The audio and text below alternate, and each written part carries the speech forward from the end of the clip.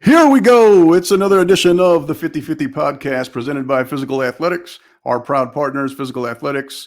For those of you in the Borderland region here in El Paso, you can find them at 2270 Joe Battle Boulevard. You can also find them on all social media platforms at Physical Athletic. That's FYZICAL Athletic, as well as on their website at physicalathletics.com. My next guest, very excited to have him here. He is full disclosure, a personal friend of mine, someone who I befriended going all the way back to my days in San Antonio during graduate school. So he's a great professional. We're lucky to have him here. He is. We're going to be tackling a very specific topic in athletic performance in college soccer. He is the director of athletic performance at Southern Illinois University-Edwardsville. He is Coach Zach Rockford. Coach Rockford, how are you? Pretty good. Glad to be on. Great. So thank you again. Thank you for your time. Appreciate you being here. And so kind of before we start really asking any of the questions specifically as it relates to athletic performance, or strength and conditioning, as some people may know it as, Coach, give us a little bit of a breakdown of your background, your experience at the collegiate level, and also specifically with soccer athletes. Yeah, so growing up in Central Illinois, played collegiate football actually, and then really dove into strength and conditioning as it pertains to the higher level of like athletic performance and kind of going down that route. More so at the tail end of college. It was actually 2014 is when I got into it. We were talking about it today. It's been about 6-7 years now been in the game, so it's exciting to look back on that. I was fortunate enough to be at multiple different locations down in Fort Worth at TCU. I was also at UIW where we met, UTSA also in San Antonio, and then I actually worked at U of A for a 6-month stint after I spent my time in San Antonio. And I came back home to SIUE, where I've been since the winter of 2017. Great. And by U of A, you're talking about the University of Arizona, correct, Coach? Yes, sir. Yeah. So obviously, and we'll hit on this more later, but obviously where your life clearly changed was at UIW, University of the Incarnate Word in San Antonio, because that's clearly where you met me, right? But we'll talk about that later. No, I'm just kidding. So no, Coach, that's a great quick layout of your background. If you can talk a little bit about your specific experience during those stops, all right? Because you're talking about you of University of Arizona, TCU, UTSA. You were a GA also at UIW. Talk about all those great stops. Talk about a little bit of your experience specifically with soccer athletes.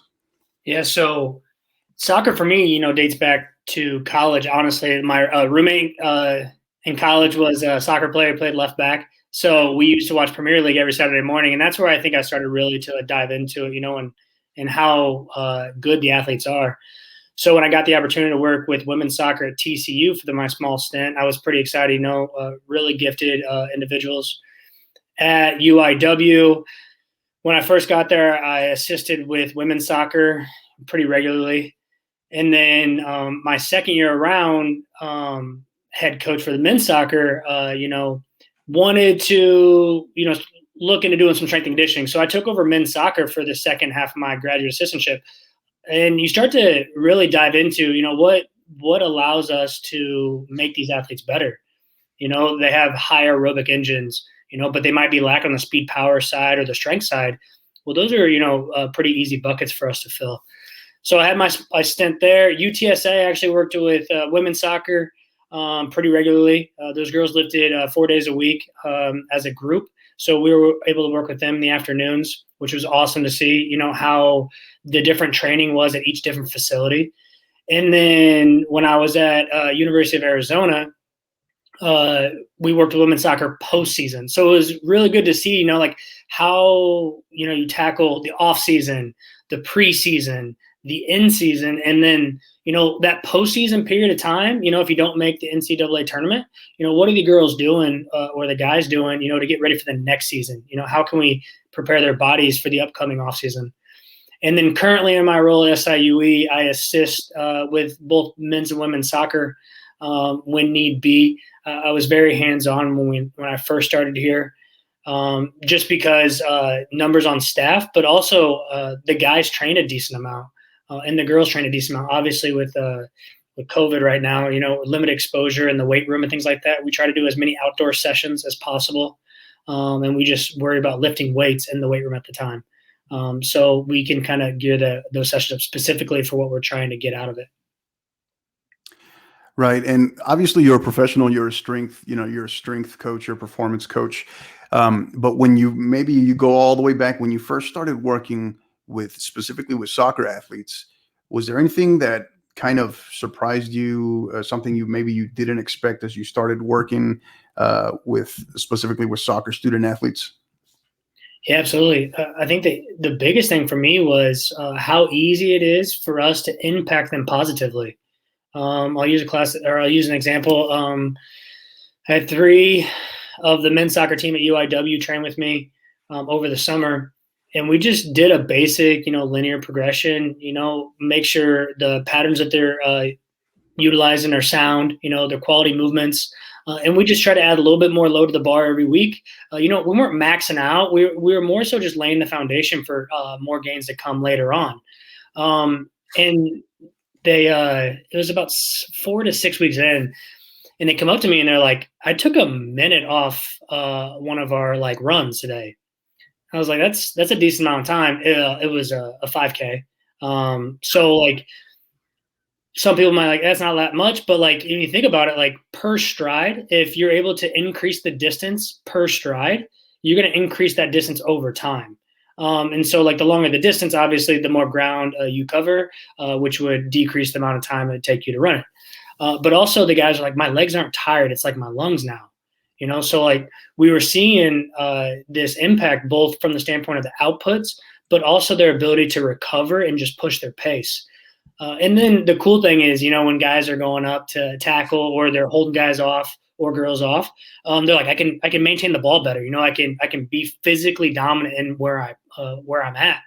And that's one of the coolest things to see, the confidence that they gain from that as well. So yeah, I think for us, it really just stood out that, how easy it is to make that positive impact and not trying to, do a lot at once, just very basic general patterns. Let's add a little bit load on the bar, almost like an introductory phase. Right. And they see those gains. 6 weeks in, all the research shows that you get a lot of neurological adaptations, but about 6 weeks is when we start to actually lay down more lean tissue, greater cross-sectional areas with a barbell implementation. Gotcha. Great info. Great stuff. So we talk about, you have most of your college soccer players, right? Male or female, when they're playing high school, obviously majority of them are going to be playing club, if not all, but the majority will. But also when they're playing high school, the majority of them, because they're college athletes, they were usually 9 times out of 10, they were playing varsity as a freshman or or by the time they were a sophomore in high school. So they had that age gap that they had to make up, right? They're a 14 or 15-year-old playing with potentially 17 or 18-year-olds on the field. When they get to college, it's that all over again, but at a far superior level, right? So for our student athletes, our high school student athletes that are listening right now, and you talked about it a little bit with the preseason, in-season, off-season, and recovery phases, but what should a high school student athlete right now, what should they expect when they get to college in terms of their strength and conditioning, their athletic performance coach in their program? So especially at the D1 level, but at all levels. Yeah. And the unfortunate side is not every kid coming out of high school has the ability or, had a strength and conditioning coach. And if you did, you might have been on a program that is somewhat advanced, but when they come into college, that's the first time the strength coach has seen them. So they might put them on a basic program. So, for some of the kids, you might have to take slow it down a little bit. We're going to slow cook this a little bit because we have for 4 years. We want to make sure you progress every year, right? And for the kids that aren't expecting it, the weight room is going to challenge you, but it's also going to be the one place that you can reap a lot of benefit. Why? Because it's the one thing you haven't been doing. When you get to this next level, there's the technical side of the game, how well you are on the ball, how well, you are with it from a skill standpoint.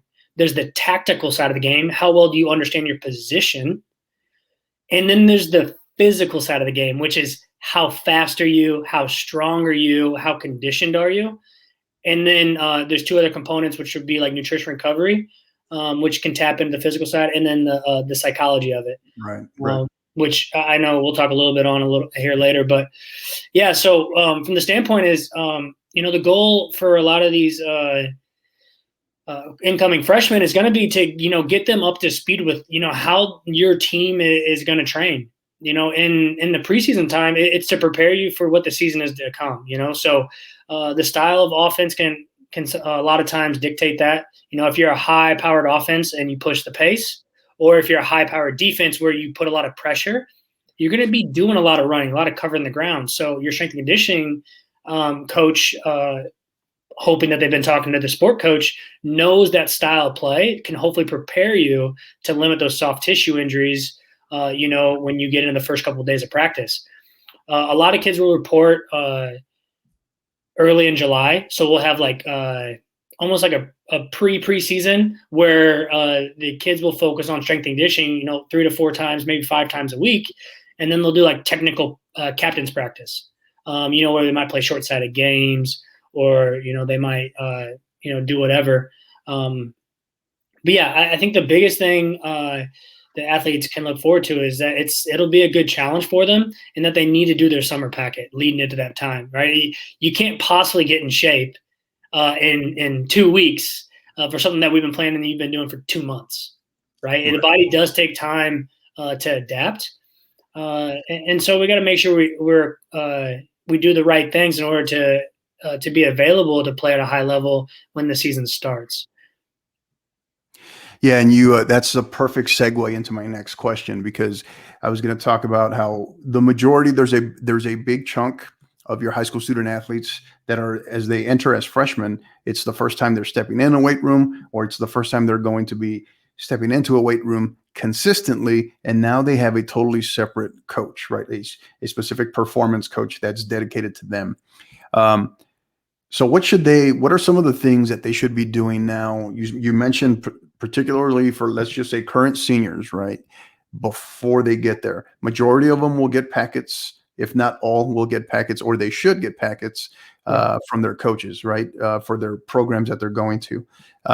But talk a little bit about the packets, but also in addition to the packets, what are some of the things that they should be doing, as here we're just weeks away from entering, that summer transition period. What should they be doing now? Yeah, I think at a minimum, you're looking at least 2 days of strength training. And then you're looking at 2 to 3 days of conditioning. Now, if you're going 2 days of lifting, 2 days of conditioning, you're probably doing more of it like what we call a speed power day, where you're looking at high quality, speed outputs, high quality power outputs. So things along that line would be like 10-yard, 20-yard, 30-yard accelerations, or, a flying 30s, curved linear sprints, just different little things that you can do. On the speed power side, it might be jumps, kettlebell swings, med ball throws. If you do that setup, you're most likely just going to focus on, 4 to 5 bigger patterns in the weight room, some type of upper body push, say a push up or a bench press, some type of vertical push, which would be like a single arm dumbbell press, or, or a landmine press. I doubt anyone would be like push pressing or barbell pressing at that point in time. It's kind of more of an advanced thing. Right. There's going to be a squat or a deadlift variation. It could be a goblet squat. You're just a basic program at this point. We just got to give you the basics. And then we also like to focus on the distal hamstring, so like hamstring curls, leg curls, things like that, from an injury prevention side. The adductors, so like Copenhagen holds, things like that. And then, you're a little bit, like everyone likes to do a little bit of bicep, triceps, shoulders, and then any of the core series as well. Oh, Right. and then a pulling pattern. I like to utilize chin-ups, especially for my females. It's such a positive thing that we can get moving forward, and even your young athletes. It's really nice and awesome to see them to be able to move their body weight efficiently, but also it's something you can test every day. You don't need weight. Like, get up there. Can you do one chest? Like, that's pretty awesome to be able to see them do that. And it's easy to progress or see progress, I should say. So once you have your 2 strength days, you would look at your conditioning days. We like to break ours into 2 different styles. One is more of an extensive day where it's more tempo based. Your intensity is relatively low because you're going to look at more work over rest. So for instance, you might be doing full fields or 2 fields or 1.5 fields. And then your rest would be anywhere between, 60 to 90 seconds. And you would accumulate a certain amount of volume. Ideally, we want to increase volume to get to the point of what the offense will hit or the defense or the team will hit in season. What is the minimum threshold we can put them at? So that way we can limit soft tissue injuries when they come to campus. And then the other day is to prepare them for change of direction. We know there's a decent amount of XLs, decels that occur in soccer. A lot of times it's short-sided games. You'll get that. But if the kids aren't playing and they don't have someone to go play short-sided games with, we have to make sure the tissue's prepared for those, the velocity of coming to the XLs, decels, different angles and things like that. So we'll do that on the other day. And then we'll also pair some of our more high-intensity running or more of your HIIT style running on that day. We might be doing like a repeat sprint ability after you do the change of direction, or more like a HIIT style where it's like 10 on, 20 off. Try to cover as much ground as you can in 10 seconds, 20 seconds rest, and then you'll do it for reps. And obviously there's certain reps, sets, and like rest that we give them. On the conditioning days, we'll try to do a decent amount of like core. We'll use a decent amount of like the core series you'll see in like track and field, because most of the time they're going to be running with the track anyway. So they're going to be in a very similar setting, which makes it easy, and who doesn't like to do 10 sets of 10 on, or 10 ab exercises for 10 reps each, like you feel like you're getting some work done. And if anything, it allows the athletes to do what we call active recovery, which hopefully continues to build that aerobic engine to do more work later on. Right. And you mentioned the change of direction, so vital, because obviously the training has to be realistic to the sport, right? And a gigantic percentage of the game is spent in transition, right? In that moment where you go from, having the ball to not having the ball, not having the ball back to having the ball. And it's a lot of that. So yeah, that and your high intensity interval training, your hits, as you mentioned, I've picked up on as along with the core. They tend to be the vital components of my performance program with my teams. So and that active recovery as well. You hit on that. So Coach, you mentioned, now here's what's going to happen. Here's what tends to happen, right? You have a high school senior transitioning to his or her freshman season in college, right? They receive that summer packet and they're like, wow, this is a lot, right? What is a good resource, a good reference? Maybe it's a YouTube link, certain places, because they want to see, hey, where can I see this exercise demoed, right? I think I know, but the name throws me off, or I'm not 100% certain. What are maybe 1 or 2 sites or YouTube locations where they can go, where there's maybe a good database of demoed exercises? Because sometimes the packets can be a little intimidating, because it's a lot of letters, numbers, things that they've never seen before, right? So where can they go for that? Yeah, so one of the easiest thing, we actually hyperlink. We created a database at SIUE. We're actually going through it and revamping some of it because we've been there 4 years. We're trying to create a little bit of a new vibe for the athletes, so it's not the same old exercise all the time. But YouTube is really good. Just to plug that name in. A lot of times people call things different names, so it might tag something that's very similar. And a lot of times in the comments or info, you can they might give you like small little details. But also listening to the actual YouTube, not just watching it, but listening to it. Because a lot of times people will talk you through it or show you like maybe one or two things you might be focused on. And the other thing I think that is important is a well thought out packet and a well developed packet will give you tidbits of information that will allow you to be successful.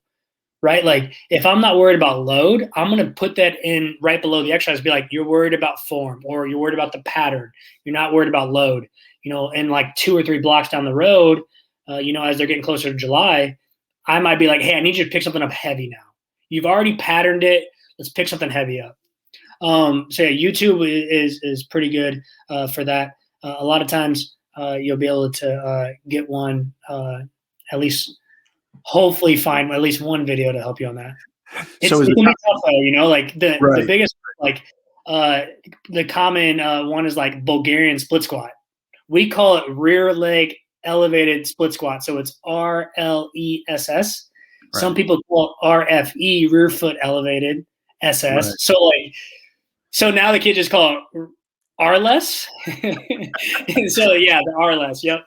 Right. Exactly. And that's kind of why I ask it, because so the other thing is give us an inside look into a common trend. What do these packets, what are they starting? How are they changing? Are they adapt? You mentioned obviously the exercises, but also, are they, because I'm from the old school, from my college coaching days, where it was just a one big gigantic PDF file, right? Yeah. There was almost no hyperlink, and everything was just like, hey, if you have any questions, YouTube it, right? So there you are, literally YouTubing each and every individual exercise.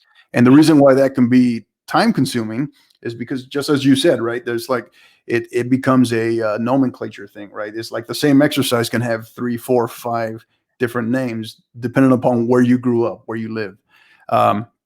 So what are those packets starting to look like now? Are they changing? Are they evolving? I know you mentioned hyperlinks, but give us a visual of what they look like. Yeah, I mean, ours are pretty detailed. Honestly, one of the feedbacks we get is this is a lot to take in at once. But then once you realize that everything has a place, you start to appreciate it, right? It's almost, this is very complex, but with the amount of detail we put in there, it's so you have all the answers to the questions you're going to have. And then if you have a question, my number is always at the bottom for them to reach out.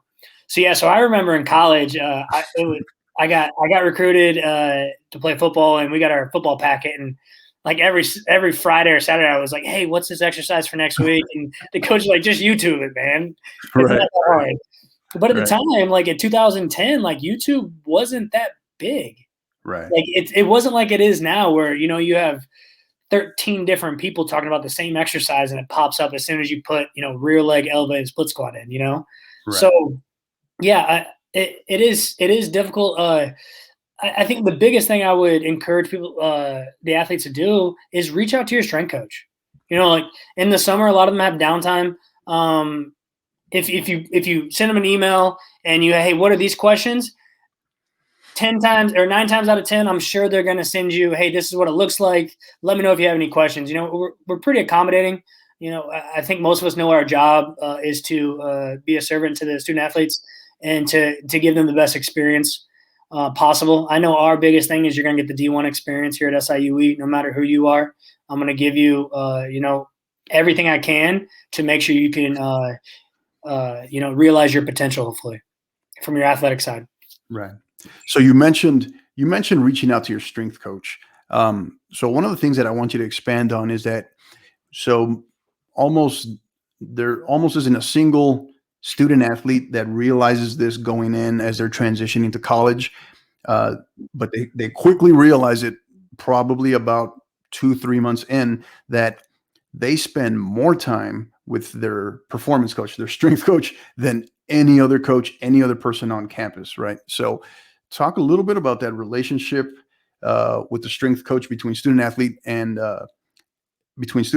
strength coach, and the time spent. Like, what is that like? What to expect there?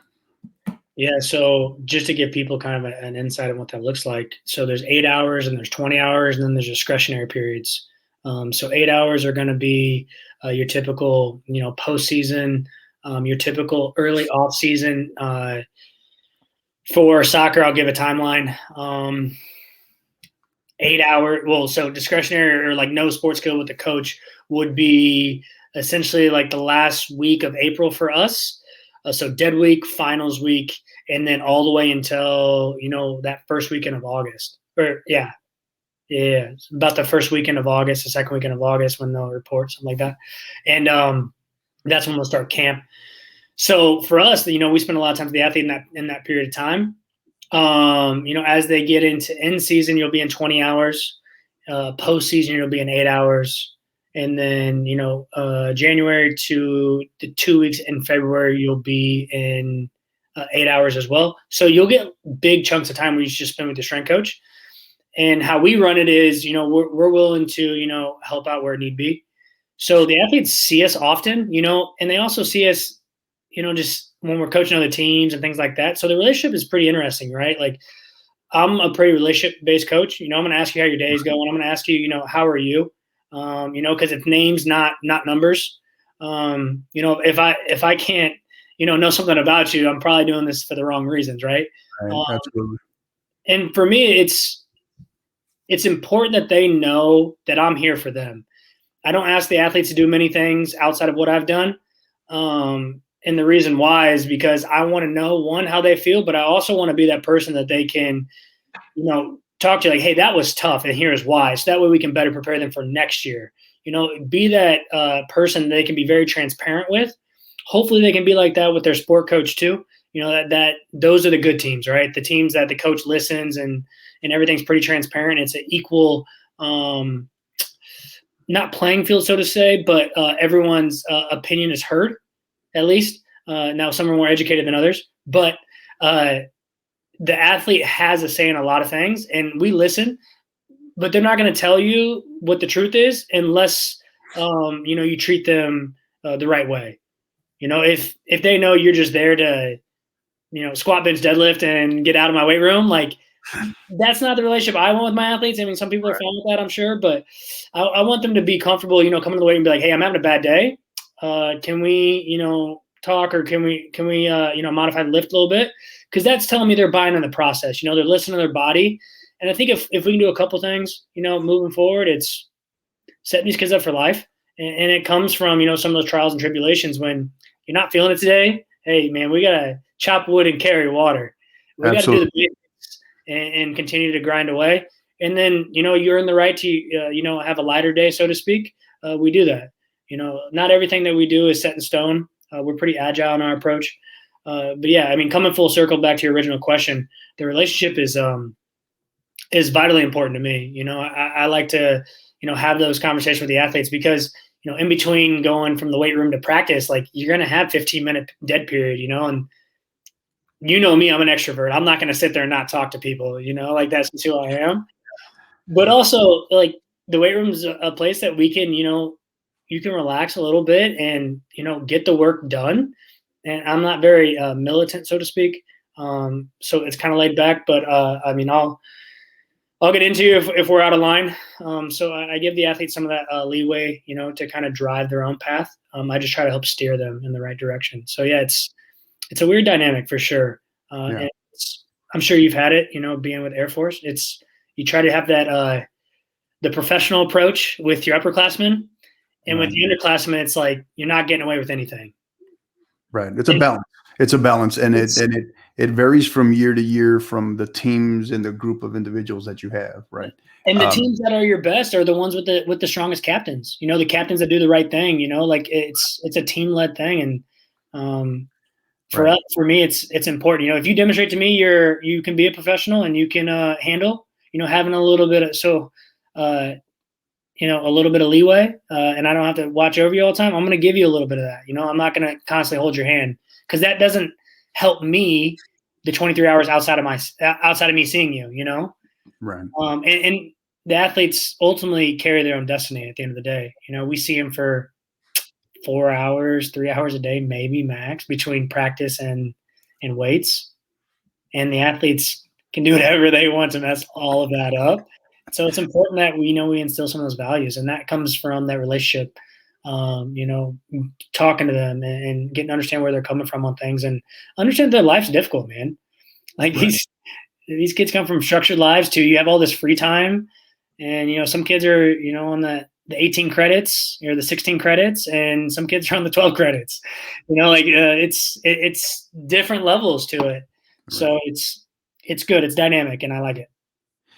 Yeah, you hit on that, transformational over transactional. It goes without saying, and nor is it just limited to their specific sport coach, right? It's vital in terms of that relationship between their soccer coach and the performance coach, right? The strength coach, because if those are two extremes, styles can vary obviously, but if they're two contrasting messages, going in opposite directions, and the student athlete is caught in the middle, that's how your teams start to kind of fall apart, right? And I couldn't agree with you more. You talked about captains, strong captains, and leadership, and it's kind of like the old saying goes of good teams are coach led, great and special teams they're player led, right? It's player driven. So absolutely, that's perfectly said.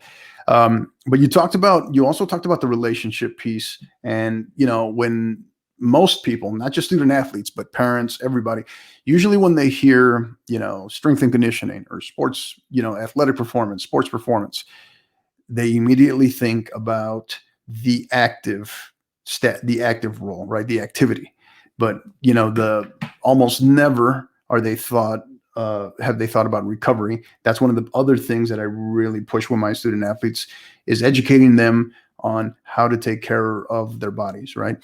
But the two really kind of blind spots that have gotten better, but I guess you can still call them blind spots collectively. When you look at whether it's the youth level, high school, even in college, where you have professionals that are doing this, is the nutrition side and the sports psychology, the mindset side. Talk a little bit about those, Coach, as to why do they get overlooked so much and why do they matter? I'll talk briefly on the sports psychology side. We actually have within our high performance team, our sports psychologist, Dr. Lindsay Ross Stewart. She is awesome. I'm biased. I think she's one of the best. I actually will talk to her, sit down. Hey, I got this going on. Like, what do you think? You're the professional. Like, we all need a coach, right? And a lot of our athletes utilize her, and she'll do, activities within team settings as well. We've done a couple, with some of our wrestling, more of like a mental thing. As they're tired, can they still make good decisions, things like that. She'll do one-on-ones with teams. She's fantastic. I can't say enough good things about her. But the nutrition side, we work, quite a bit with the student athletes. We'll always do a presentation when athletes first get to campus. Usually with the freshmen, it's more, hey, what are your available options? Like, hey, you have the calf. For us, it's called the muck. And then you have your dorm room, and then you have the meals that we provide for the nutrition center. And then you also have the meals that are provided by coach, whether that's pre or post game or snacks available. And the one thing that a lot of times gets forgotten about is just you need to fuel for activity, right? So, you have to fuel for activity. You have to fuel for activity, and ultimately what gets lost is time. Everything is scheduled for these kids besides when do I eat. And that ultimately is like, that's like thinking, hey, I got to go from Chicago to LA, and you're used to driving gas, but now you have a Tesla and you don't know where you're supposed to charge your car up at. Well, you're probably never going to get there, right? So, or it's going to come at a cost. And the human body, it's usually a cost. You can keep going, but it usually comes at a cost. And a lot of times that, it's bad performance, that's injuries, that's things like that. So what we try to do with the athletes is show them the importance of it. And we also try to tier it. Like, what are you focused on right now? We always push quality protein. It's vital for the, replenishing lean tissue and also the recovery side. Carbohydrates going to fuel activity. So if you play a sport that's a little high intensity or longer duration, you're going to need that. And then from a fat standpoint, that's cellular function and bodily function. So we start with the schedule. What are your opportunities to eat? And then what are your options within that? Is that, a microwave meals for breakfast, 3 eggs and a little bit of salsa in a microwavable cup, a little bit of salt and pepper, and that's what you get. And you do like a granola bar or two, and you head out. You go to practice or you go to your weights, and then you get breakfast after that. Class, lunch, and then say we have practice at 3. You're probably getting a granola bar of fruit, at that 2:30 slot, just so that you can give 100% of your time at that practice. And then we're going to finish, with dinner on the back end of that. You'll have study tables or homework, and then you'll have like a pre-bed or a bedtime snack. And the bedtime snack's like, 2 sticks of string cheese and a handful of nuts or a piece of fruit. Cottage cheese is an easy one. 25 grams of whey protein or whey and casein mix shake works well as well. So like that's a small example of like what we do. Also, we sit down individually with the student athlete and talk through that. What that looks like for them might be different than what it looks like for someone else. So team-wise, we'll talk. And then, hey, if you have questions and you want to further your understanding of nutrition and how it can help you, send me an email. We'll set up a time. And we give them like small homework assignments. Like, tell me what you like. We'll figure out what works for your schedule. And then let's make your 5 to 7 day routine and go from there. And then just check in with them. Hey, what'd you have for breakfast? Or what'd you have for, pre-practice snack? And they're like, nothing. I haven't eaten that. Dude, it's 2:30. Come on. Like, right. I want you to be 100% for practice, and I want to make sure you're doing what you can, but you have to, hold up your side of the bargain too. So that goes kind of into you're trying to lead these kids and get them to understand, what's important for them long term. And I said it to someone else the other day. I want to be the person for them that I wanted or needed at the time when I was in college. Absolutely. That's perfectly said. Absolutely. And you talk about, you've been doing this long enough now where you can see usually your incoming freshmen, there's an acclimation period, right? In terms of how they need to fuel, right? How they need to just learn the nutrition process. And then it's time management. It's just like studying, right? As far as when they need to be eating, right?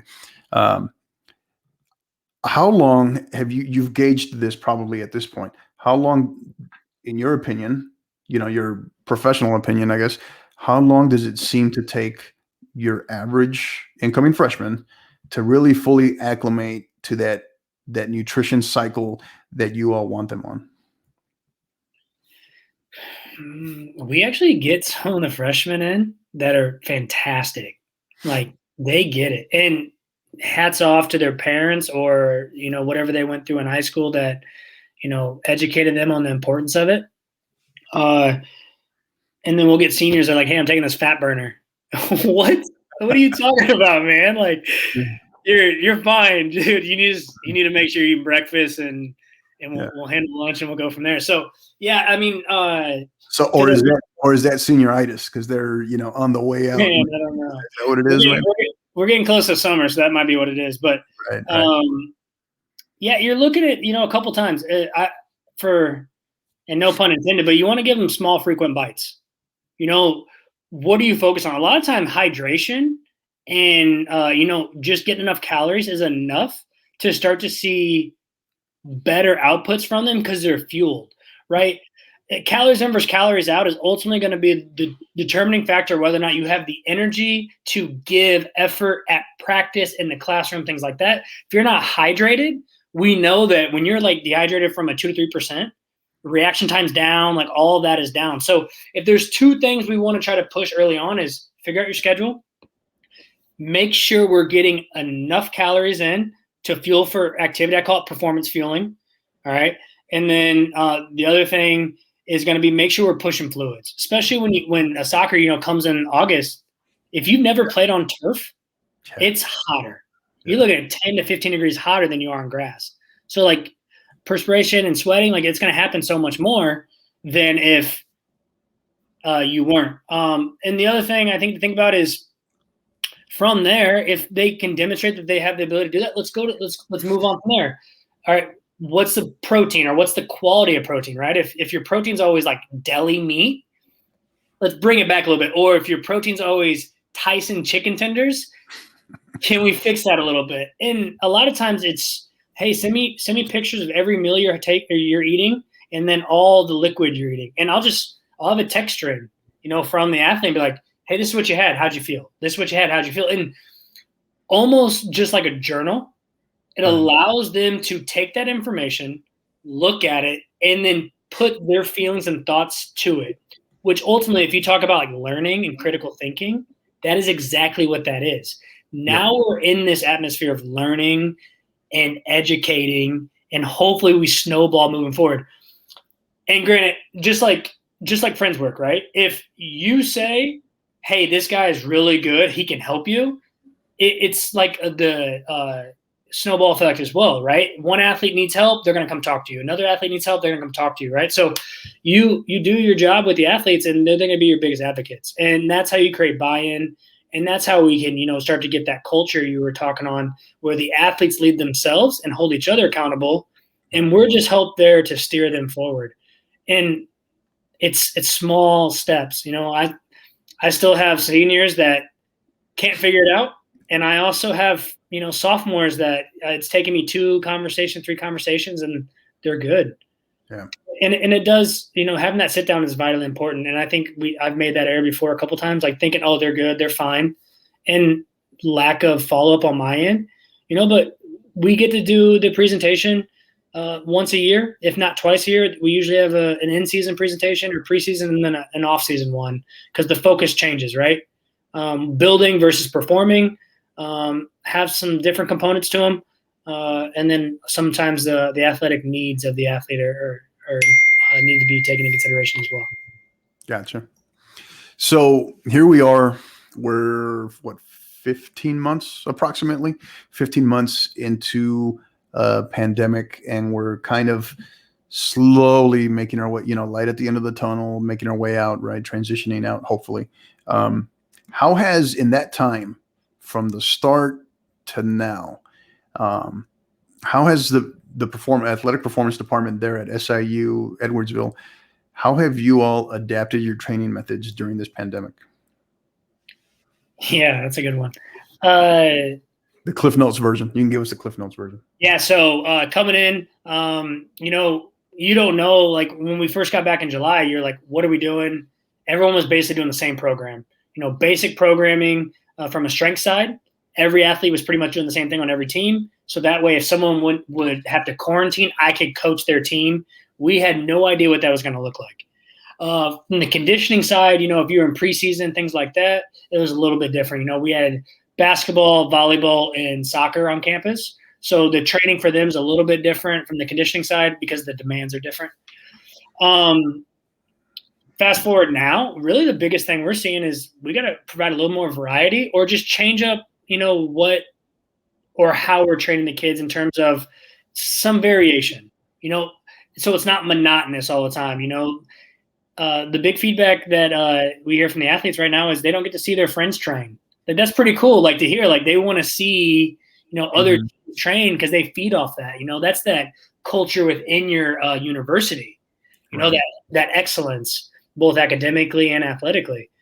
So that was cool to hear, but that's been our biggest thing moving forward is how can we break the monotony of training? Like, oh, squat and chin-ups today, fun. And I mean, you've done it, you've competed at a high level, like, how that is. At some point in time, it's not just chop wood, carry water. Like we have to provide Right. a slightly different stimulus just to get a little bit of energy out of them. Right. And I feel for them. You think I want to be coaching squat and chin ups on Monday every day? No, I don't. But they're sacrificing. We're sacrificing, and that's where you got to be a little adaptable and know, I can get 90% of what I need. We got to give them a little something, to get them back on track and keep them moving forward.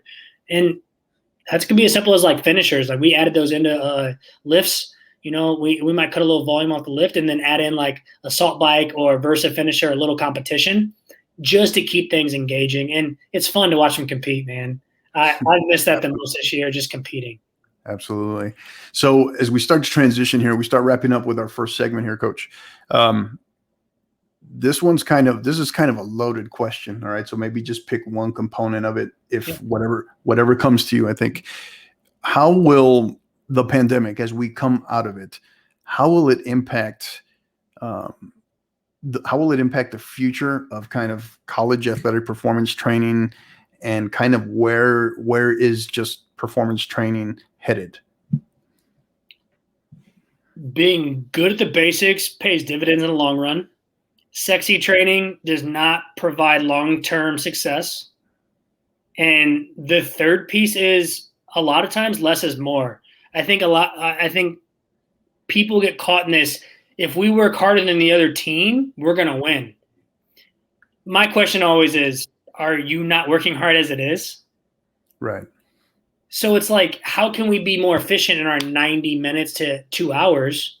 Understand that these kids have a lot of stress, and stress is everything, right? If you're stressed out because of, your home life, it does not matter what I'm doing in the weight room and things like that. We're not going to have what we'd call a positive adaptation.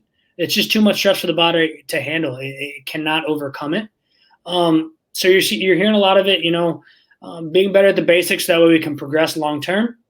The fancy stuff isn't what it's all geared up to be. And then the other thing is, less is more. We can get a lot out of these kids just by educating on why we're doing this and why it's important, and then to try to influence their 23 hours outside the weight room, rather than trying to hammer home, you need to do this 4x12 on incline bench press. Like, and then let the facts speak for themselves, right? Like, ask your student athletes, do a questionnaire. Did you enjoy this semester? Do you feel like you got better? And then ask them, get their feedback, get the coach's feedback. Did you see that this helped the athletes at all? We made small changes. I'm not trying to say revamp your entire approach and everything, but make small tinkers and see if you can do more with less. And then just ask them, like, did you get what you wanted out of this? And then, as strength coaches, we always have numbers. So obviously we know whether or not it's working. But there's that, the individual component, and once again, it's names, not numbers. So it's important to get their feedback. Absolutely. That's well said. All right, Coach. Well, hey, this has been great so far. Again, he is Coach Zach Rockford, Director of Athletic Performance at Southern Illinois University-Edwardsville. Coach, I understand you're going to stay with us here for our next segment for Counterattack. All right, just hang tight. All right, and for our listeners, don't go anywhere. We'll be right back after a word from our sponsors.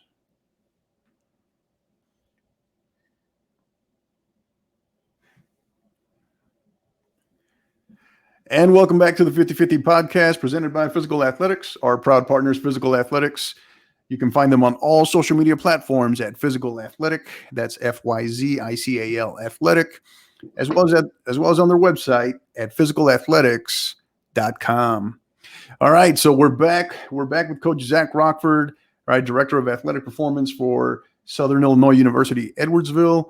All right, we got Counterattack, Coach. Hope you're ready. This is where we get to have some fun with you. We get to pick on you a little bit, ask you some random stuff. Are you ready? Let's do it. All right, I can feel the enthusiasm in your voice. All right, here we go. First question out of the gate. Any weight room or just in general training session superstitions or rituals? Like, you got to get this in every time, pre or post. Oh, the pre-workout. I do a pre-workout and creatine before every session. If I take it, I don't feel like training, I just don't train. It'll serve as a midday pick-me-up. Okay. All right. Emojis, yes or no? Yes. Yes. Okay. Most used emoji that I receive or send? No, that you use. Most used emoji that you use. It's like the sour face. If you know what I'm talking about, like if someone says something like. Yeah. Okay. Really, that one more than one of the LOL variations ones or anything? No, it's definitely that face because it's sarcastic. It works for a lot of situations. Like if someone's trying to shoot some sarcasm at you, you'll just send it back, and then they know your answer. All right, good. Yeah, I'll have to look back, see if you've sent me those. Yeah, now that you mentioned it, I'm like, it's most recent. It's most recent though. So right, gotcha. Okay, all right. Last book you read that you completed. 11 Rings by Phil Jackson. Gotcha. Okay. You currently reading anything right now? Ask Powerful Questions by Will. I don't know his last name. It's very solid. Okay. What's that one about? That one vaguely sounds familiar. Ask Powerful Questions. It's basically within conversation and dialogue, how can we get the most out of, if we have a 15-minute meeting or segment, how can we ask the right questions, and then how do we get to that point? Because a lot of times, we don't get enough out of the conversation. It ends up just being banter for 15 minutes, and then we move on with our day. Right. Gotcha. Okay. Yeah, I'll have to touch base with you on that one because that one kind of sounds familiar, but get the author name on that one. Okay, so soccer question here for you now. We're going to put you on the spot. All right, so one of these three is not a American soccer player. All right, Serginho Dest, Giovanni Reina, Lewis Hamilton. Lewis Hamilton. Final answer? Yeah, it's a guess. Yeah, no, that's right. Lewis Hamilton's actually, I think he's German, if I'm not mistaken. He's actually a Formula One race car driver. He's like, I think the king of the hill right now. No way. Yeah. Awesome. Yeah. All right. Next question: your favorite and least favorite soccer team?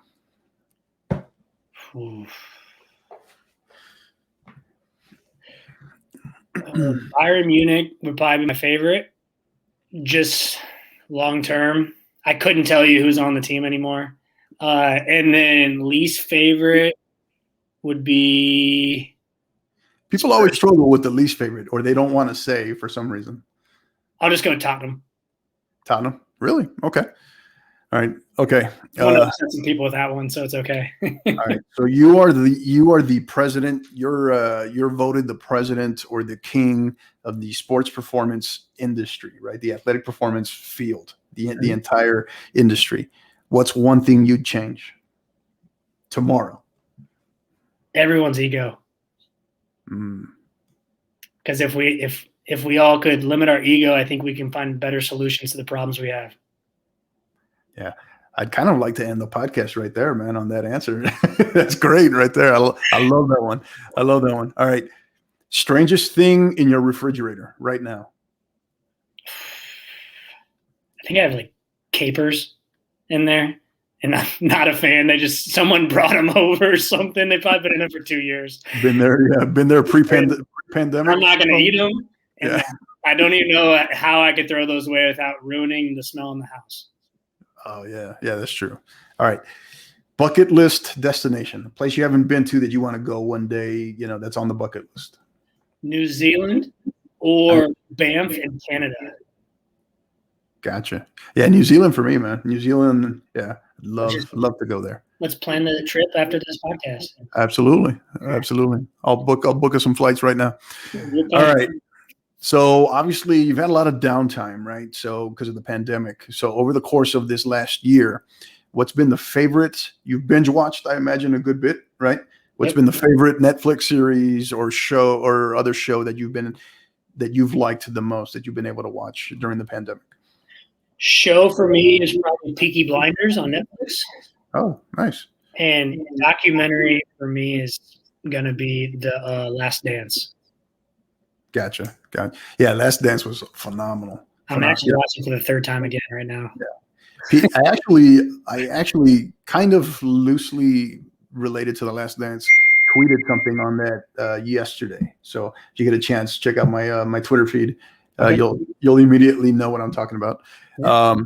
Peaky Blinders, that's interesting. That's the second. That's like back-to-back Peaky Blinders references. Phenomenal. So yeah, Coach Boswell that we had on our last episode, she mentioned that as well. I haven't seen it yet. So yeah, you'll have to check it out. You have subtitles though too. I'm not. How many seasons in? How many seasons? Is it 3, 4 seasons? I want to say it's 4. There might be 5. Okay. We finished it like at the start of the pandemic. Mm-hmm. And then from there it was, I think Ozark was the next one that we finished. But we had already been into that one as well. So Gotcha. the Peaky Blinders, like, it was one of those ones that we'll probably start it again. It's like Game of Thrones, or it's engaging. There's a lot of decent stuff that happens. Hopefully it doesn't end the same way as Game of Thrones. Right. Yeah. Okay. So here's a different one for you that you can share. Funniest moment while training an athlete. So we have a heavyweight wrestler, right? And I won't name him. If he listens to this, he'll know who it is. But he gets up to me one day and he goes, "Coach." He lifts his shirt up and he puts his fingers around his belly button. He goes, "Donut or bagel?" And I look at him, I'm like, he's 270 pounds. I mean, I was like, "You feeling skinny? You feeling big today?" Because I'm feeling skinny. I said, "It's a bagel." Oh, that's awesome. That's a good one. I like that one. That's awesome. All right. So final question here, Coach. And I asked this one to everybody. Okay. So we're in the clear post-pandemic and, parents, families over, you have relatives coming in from out of town. All right. Sunday dinner. All right. You're the chef. What are you cooking? Brisket on the Traeger. We're going to do 15 hours, finish it at 2:03, take it off, let it sit. Little Traeger shameless plug. All right. All right. We're going to do a smoked queso with chips like we talked about. We're going to put some sausage or venison in there for some dipping. We're probably going to have some type of side salad, for those that, want to stay a little healthy. It's going to be fruit. We're probably going to do like some pineapple, some watermelon. And then there's probably going to be some pasta salad as well. Nice. And then the last piece is going to be some type of like dinner roll or croissants or something, man, because they're just so good. I like my brisket without bread, so we're probably just going to slice that thing, and we might not even have any barbecue sauce. It's going to be so good. So that you didn't have enough Texas influence with you as far as the brisket with the bread, I guess, right? Hey, it's on the side, man. It's on the side. All right, that's great. That's great. So no table nachos like I showed you, right, for that smoked queso like I showed you the other day. I'm not confident in my ability yet. I don't want to put something out there that I'm not confident on. Right, I got you. If I tell people, "Hey, we're having a cookout at my house," and I put something out there bad, that's on my name. So that would not be good. That would not be good. All right. This has been great. So again, he is Coach Zach Rockford, Director of Athletic Performance at Southern Illinois University-Edwardsville. Coach, this has been tremendous. I appreciate your time. I know we've talked about this for a while now, and we kind of wanted to get, with the Texas High School State playoffs, we wanted to wrap that up, and then we kind of really wanted to hit on some good things that are vital for student athletes that are not in the college game yet, but also for the, for parents and also for coaches. You got college coaches or high school coaches listening all across the state of Texas here. Before we wrap it up, Coach, any final words, anything you wanted to share with everybody? Just very appreciative of you having me on. Like I said, you've been talking about this. We're longtime friends, and just to be able to be on here is awesome. I really appreciate it. It's an honor. And the other thing is, I'm an open book. My staff's an open book. So if anyone's interested on, certain things or needs help, moving forward, navigating anything, by all means, reach out. We can talk shop, other college coaches, high school coaches, just try to create a community of understanding and of growth in terms of both for the individual and then ourselves as well. So great. And I know, obviously we'll have video to this podcast, but for our audio listeners, again, you can also find Coach Rockford on Twitter at ZRockford22. Again, that's Z for Zach, ZRockford22. And where else can they get any more additional information, Coach, on SIUE Edwardsville, your athletic performance program? They kind of want to look that up. Where can they go? Yeah, you can look up SIUE Athletic Performance on Twitter as well. It'll be under the handle of Mark Jameson. He is our Director of High Performance. My Instagram, which is Coach Rockford 22, and then our SIUE Athletic Performance Instagram handle, which the staff utilizes, to publish content, whether that's informational or if it's training and things like that of our student athletes. Great stuff. Thank you again. Pleasure to have you here. It's my personal honor. Obviously, Coach, you and I go all the way back to that day that we just so happened to sit at the same random table during grad school orientation, and the rest is history. So really love having you here. I appreciate your time. And for our listeners, again, this is some vital stuff. The athletic performance in college soccer, what to expect, where it's headed, what you should be doing now. And it's not limited to just, again, the actual physical training, but the recovery. What are you putting in your body in terms of nutrition?